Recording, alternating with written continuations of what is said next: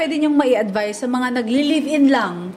Mostly kasi yan na ang iniisip ng couple, better live-in lang para if maglabasan na ng pangit na ugali, pwede pang mag-back out.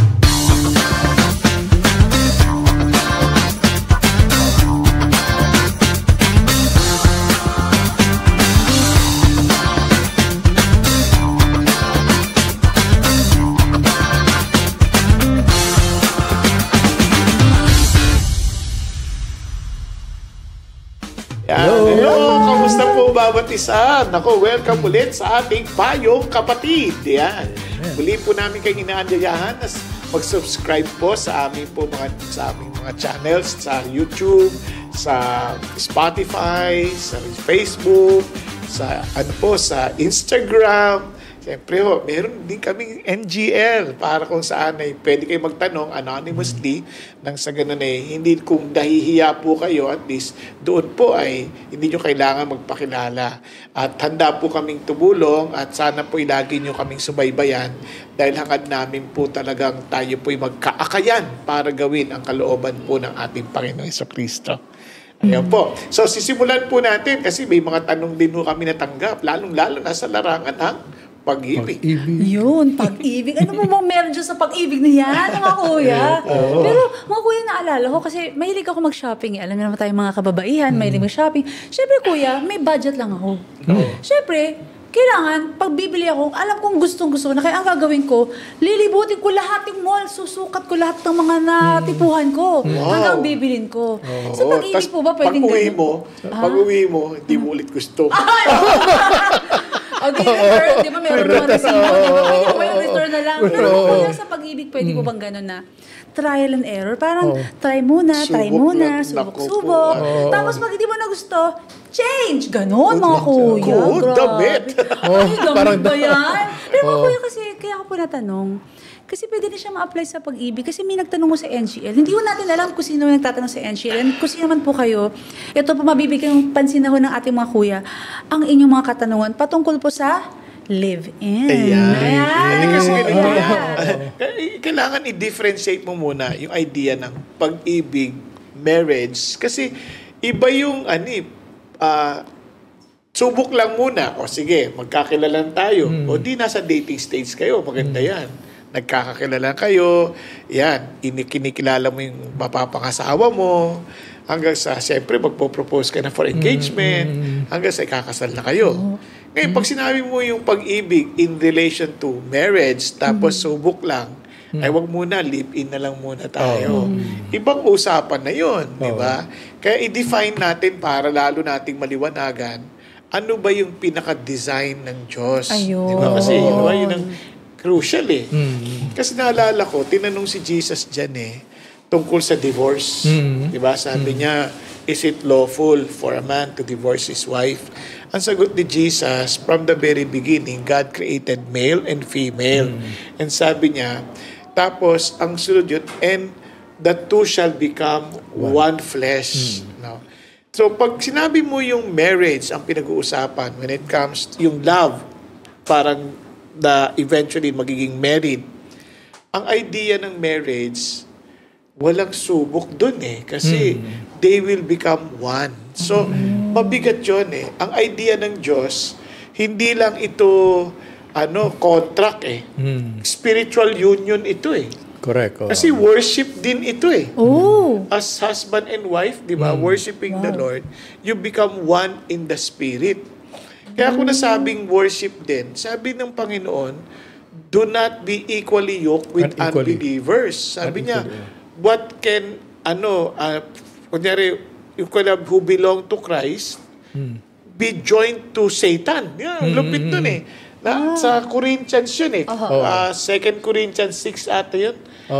Tingnan natin para mas maliwanag. No? 14 siguro yun. Opo, kasi mga kuya, total, habang hinahanap natin Bible verse, palaisipan din kunwari single ako, tapos magbo-boyfriend ako. Okay lang, Christian ako pero okay na po ba yung boyfriend ko, hindi Christian? Kumbaga, sasyaran ko naman ng gospel. Okay lang ba yun? Sige, bago tayo tumungo dyan, kasi ibang usapan na naman yan. So dito muna tayo. Sabi ng Bible, do not be bound together with unbelievers. Ito yung bound, talagang may talagang dikit parang ganun parang plywood na to talagang nagdikit na Sabi niya, with unbelievers, for what partnership have righteousness and lawlessness, or what fellowship has light with darkness? Or what harmony has Christ with Belial, or what has a believer in common with an unbeliever? Or what agreement has a temple of God with idols? For we are the temple of the living God. Just as God said, I will dwell in them and walk among them, and I will be their God, and they shall be my people. Therefore, come out from their midst and be separate, says the Lord, and do not touch what is unclean, and I will welcome you. I will be a father to you, and you'll be the sons and daughters to me, says the Lord Almighty.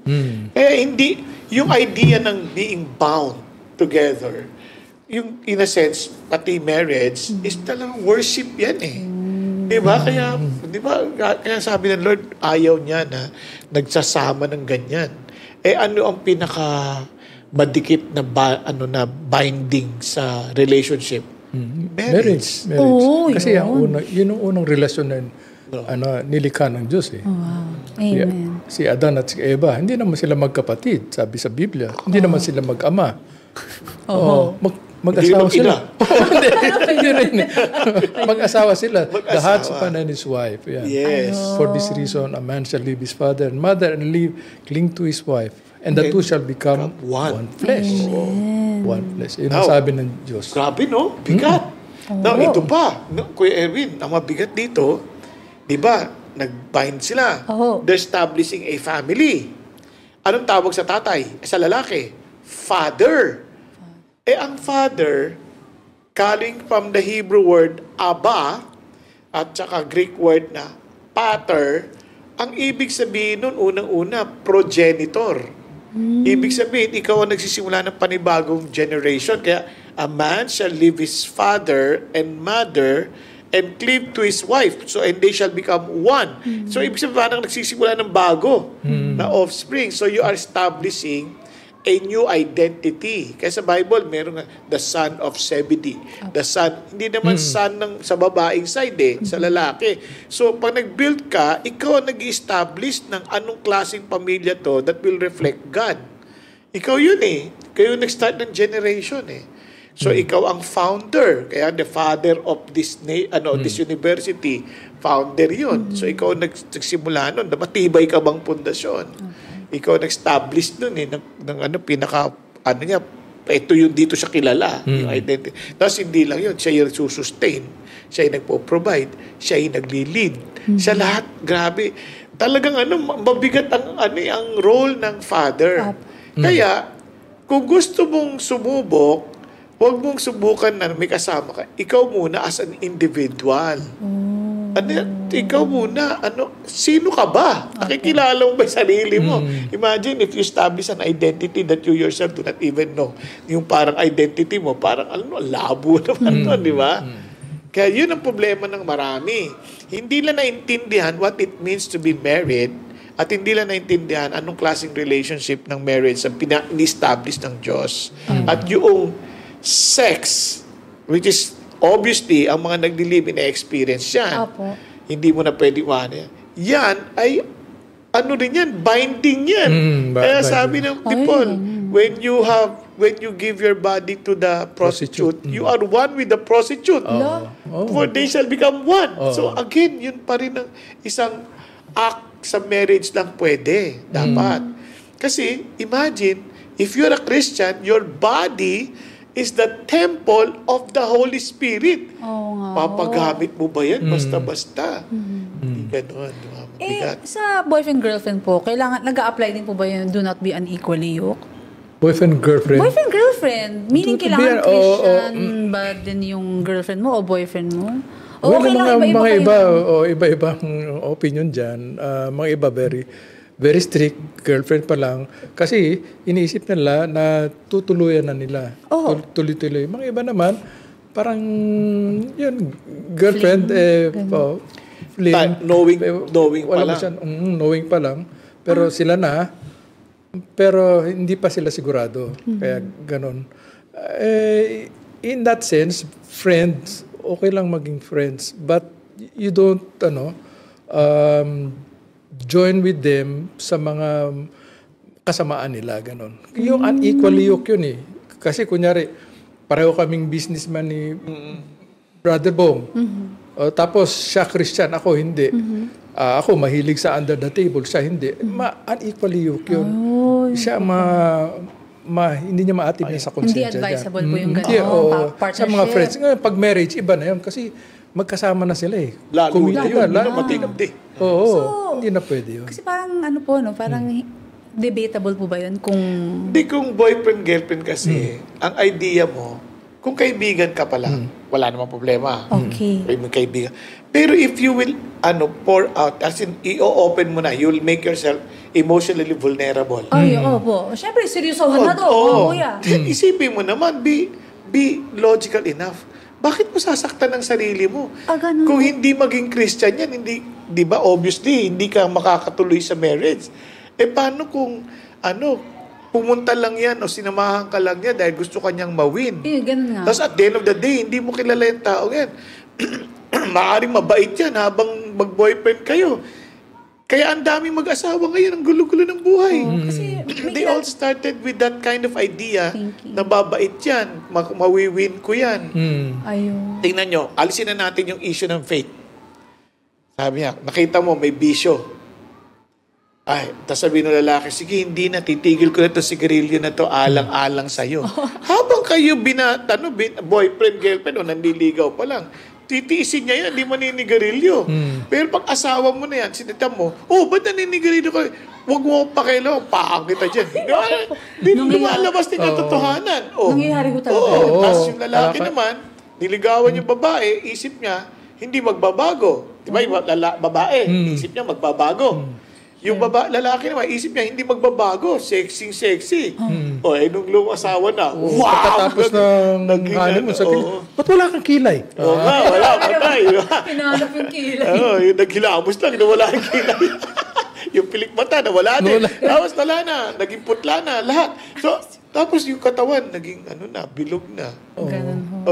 Ngayon? Sabi niya, isip niya, yung ganda na yan, hindi na magbabago eh.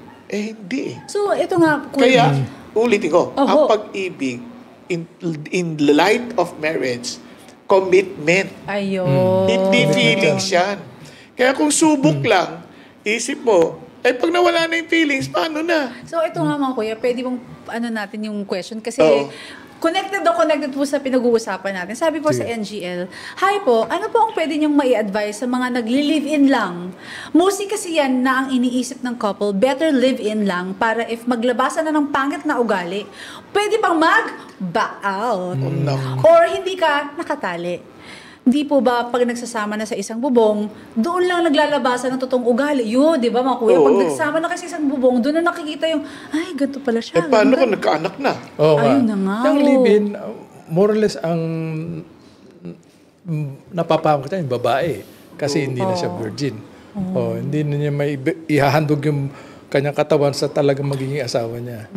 Pangalawa, may parang contradiction in terms yan eh. Kasi nagkakaroon ng sex. Sabi nga ni Kuya Bong, pag nagkaroon ng, if you join your body with the prostitute, you are one with the prostitute eh. Alam mo, pag one ka, pag naghiwalay kayo, may sakit parati yan. There is always pain. So, nagli-live-in kayo, man yet walang commitment. Parang sa akin, contradiction yun. You join your body with another and yet wala kang commitment. Alam mo na pag naghiwalay ka, masasaktan ka. Hindi ugali ng isang matinong tao yun. Ganun. Ganun. Isipin mo na lang, yung mag-boyfriend na nag-sex, pag naghiwalay yan, sobrang painful yan. It's always painful. Hindi yan madali. As in, painful yan. Hindi yan nakakatuwang bagay. Kasi may nangyayari sa spirito na hindi naintindihan ng tao. May nangyayari sa psychological effect sa tao na hindi natin naintindihan, which God already knew, kaya sinabi niya na in His words. Opo. Hindi natin mapaliwanag, makaaring mapaliwanag ng siyensya o kaya ng psikolohiya, pero again, there is something deeper kung bakit ang hirap na hindi mo talaga yung terrible pain, di ba? Unless naging seared na yung conscience mo, pero hindi ko alam kung totoo yun. Kaya hindi mabuti. Kaya nga, para kasing plywood yan eh. Yung cleave na word, yung parang plywood yan na nagdikit. Pag pinaghiwalay mo yun, sira na. Opo. Sira na. parati, Lagi kayo may damage na. It's never the same. Kahit Kahit i-try mong i-repair. Kaya ako, payo ko, if a person cannot make his commitment sa iyo, do not waste your time on that person. Kasi ang marriage is essentially commitment yan eh. Pag hindi pwedeng mag-commit, hindi para sa'yo yun, yung babae o yung lalaki na yun. Tsaka huwag nating ipareho yung marriage sa pag-ibig na mental, pag-ibig na concept ng tao. Kasi ang marriage, talagang you make a commitment. Yes. Hindi yan based on feelings. Kaya may ibang arranged marriage, okay naman eh. Di ba? Yung hindi magkakilala. Sabi nga nung Papa, bakit sa ibang bansa, lalo sa hindi sila magkakilala nung mag-asawa? Kayo ba? Kahit ako nga 24 na kaming taon na mag-asawa, hindi ko pa rin kilala mama mo. Parang hindi niya pa rin makakaya ng kilalanin. Period na 25. Magtataka ka. Yung iba nga magse-celebrate na ng 40 years. Ganyan. Hindi pa rin sila nakaka-adjust ng maayos talaga. Nagre-react pa rin sila sa isa't isa. Nag-aaway pa din. Pero ako, if you think about it, exciting yun. Kasi at least you have so many things to discover about your partner. Yes. Ang perspective lang Tama. Hindi mo dapat iisipin yung discomfort as your enemy. Yes. Kundi kunin mo yun as an opportunity for adventure. Yes, tamo kuya. Diba? Di ba, nakilala mo siya may kilay. Bukas wala. Tapos meron ulit. Ang galing. Ang galing. Diba? Yun. Parang magic. Siya. Di ba? Magic. Sa magic. Pero, di ba? Hindi, mga tricks ba? Tricks, yeah. Tricks of the Sa bagay, trade. yung sinabi ni Kuya Bong, tricks din yun. Yung lalaki umiinit ang ulo. Pag umiinit ang ulo, gugulpin niyo yung asawa niya. Di, naka-blush on yung kalahati ng mukha niya. Huwag naman ho gano'n. Nakakaiyak naman. Hindi, pero Pero tayo mabot sa ganun. Tuloy, naalala ko tuloy kay Erwin yung kwento nung nung kaibigan ko, kinento niya, sabi niya, mag-away daw yung mag-asawa. Sabi niya, pare, nag-away kami asawa ko, nagdilim talaga paningin ko. Sabi niya, talaga? Kamusta na? Ano na nangyari? Ito, lumiliwali-wala kay kaliwa. Pagkatakto ko isang linggo. sumarado pala yung mata. Kaya pala nagdilim. Siya pala nag-gulpin. Kasi sa marriage, ang hindi alam ng karamihan, yung commitment na sinasabi ni Kuya Bong, binibigkas mo yan sa pagkakasal ka na In good times or bad times, for richer, for poorer, till death do us part. Yun Tsaka, wala yun sa live-in. Wala yun sa base sa feelings. Mawawala ang feelings Pero ito lang, yung si Saxo yung nagulpe, na biro. Although joke yun, hindi naman dapat kayo ganun. Kasi you are one Oo nga. Ibig sabihin, kung ginugulpi mo yung asawa mo, di ginugulpi mo rin sarili mo. Ay, oo nga. Di ba? Parang, it only shows na hindi natin naintindihan what marriage is. Oo nga. It's very sad, di ba? Oo. Ang sarap, blessing yan, gift na God ang marriage Kasi it is not good for a man to be alone in that He created a woman to be his helpmate, suitable for him. Now, ang tatanong yan, kasi ang hirap hindi kami parehas talaga Hindi kami compatible. Yun yung normally sinasabi. Yung word, hindi compatible, marami kami. Alam mo, dapat you have to embrace differences. Yun. Kasi, whether we like it or not, wala tayong kaparehas. Oo nga. We are individually unique. Yes. Ngayon, if we don't embrace our differences, sisiguraduhin ko, sa una, sasabihin unlike sign attracts. Pero pagdating na sa una, unlike sign attacks Di ba? Pero kasi nga, hindi lang ine-embrace yung differences. Ayun naman. But you embrace. Iba siya yung asawa mo, iba siya tumingin, iba niyan. Yung problema, iba ang tingin niya. Then, malay mo, mas maganda yung tingin niya. Di, matutulungan ka. Kaya you embrace it sa halip na awayin mo. Ang hirap po sa live-in na walang commitment. Kaya pag nagkasawaan na, Oo nga, oo. pak, wala na. Di ba po? Ayun, mali yun, di ba? Mali yun, oo. May tanong po kasi, ito po, ganun na nga yung nangyari. Sabi po dito, isang tanong sa NGL, naghiwalay po kami ng live-in partner ko. Hindi po kami kasal, pero nagkaroon siya ng ibang babae. Naku po. Ako lang po ang Christian. May anak po kami. Dapat ko na po bang hiwalayan? Feeling ko po, hindi na will ni Lord ang relasyon namin. Sa Totoo lang. totoo lang, sa simula pa lang, hindi na will ni Lord yung relasyon. The mere fact na hindi kayo committed sa isa't isa in a marriage, di mo na ginalang yung Diyos eh. Kasi si God nag-imbento ng kasal eh. Ganun ho. Isipin mo, si Adan at si Eva, wala pang mga magulang. Sinabihan na, you shall leave your father and mother and cleave to your wife. Si God mismo nagkasal sa kanila. Oo nga. Siya talaga nagkasal. And you shall become one. Dineclare ni God yun. Ibig sabihin, dineclare niya yun kasi yun ang marriage. Parang in-honor mo yung design ng Diyos. Baka sigurista lang kasi kuya ko, gusto ko lang manigurado, di ba? Para pag nagkasal na, ito na talaga, he's the one na talaga. Hindi mo pa rin masasabi. Hindi mo rin masasabi. Sabi nga, after many years, hindi mo pa rin nakikilala ng lubos yung kasama mo, yung asawa mo. So may question po ako mga kuya, in choosing a partner, ano ba yun, talagang you really have to trust the Lord talaga? Kasi when you make that commitment, that's it. Marriage, that's it. You trust the Lord. But what does it mean? Oo nga ho. You follow the Lord's way. Ayun. Di ba? And you choose the Lord's parang standard. Hindi yung basta standard mo lang. In total, I trust the Lord. Itong taon to, Ginoo, medyo bastos. Okay na to. And hindi ganun yun. Kasi ano ba yan? Mahal ba niya si God? Ayun. Sumusunod sa paraan ng Diyos. Ayun. Di ba naglilingkod? Are you going towards the same direction? Kasi ikala pareho kayo ng mission eh. Di ba? Kung hindi, kung si mission talaga eh. Magkakagulo kayo eh. Actually, yun po yung naalala ko nung dalaga pa ako. Basta sinasabi na you have to obey your parents. So sabi ko sa sarili ko, nung naging Christian ako, kailangan yung magiging boyfriend ko may parang approve ng mom and dad ko. Yun, So, important. pinapaalam ko talaga. Okay yun. So, nung binigyan ako ng blessing ng mom and dad ko, then yun na nga. So, for like ladies out there, siguro malaking bagay din po na pagpaalam natin sa magulang natin. Pwede po ba yun? Of course. May approval ng parents. Pwede mo bang isa lang o dapat pareho? Ano mo sabi? Honor your parents. Paano isa lang po yung pumayag, yung isa hindi? Hindi, maghintay ka. Ganun ho. Oo, kasi may kilala akong ganun eh. Ayaw pumayag ang magulang. So, naghintay sila. Eventually, lumapit sila sa lola. Si lola yung madre di pamilya. Yung lola pumayag. Hindi nakaakal yung nanay at tatay. Kasi they have to also honor. Honor. Oo. Natanggap na.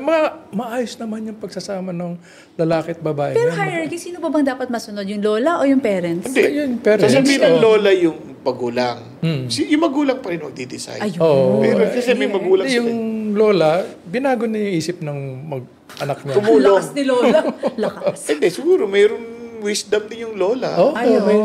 Na hindi nakita ng mga anak niya. Then yung anak niya na may anak na, yun. Ayun, na-miss ko Ganun yung lang lola yun, ko. Oo nga. Kasi, alam mo, for some reason, kaya inutos ng Lord to honor yung parents.